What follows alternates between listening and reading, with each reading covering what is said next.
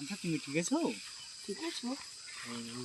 कति दिन भयो तिमी नभेटेको है? बस न बस। अन्त घरमा आमाले आउनु दिए तिमीलाई? दियो नि। दियो है? के भनेर आयो?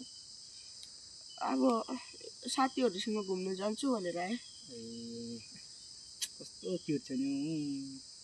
थाहा छ म तिमीलाई कति धेरै माया पो गर्छु त। तिमीसँग त सक्सक लाग्छ। अरू केटी छ होला तिम्रो त?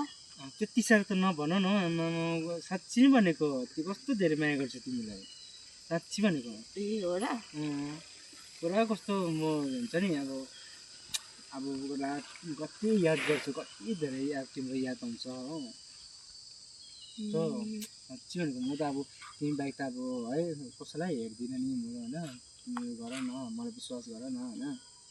थाहा छ तिमीलाई म अब त्यो कुरा मैले तिमीलाई भनेको थिएँ नि त। म त अब एउटा चिजमा अब भए पनि नि म प्रकृतिलाई पनि पुरा माया पो गर्छु त।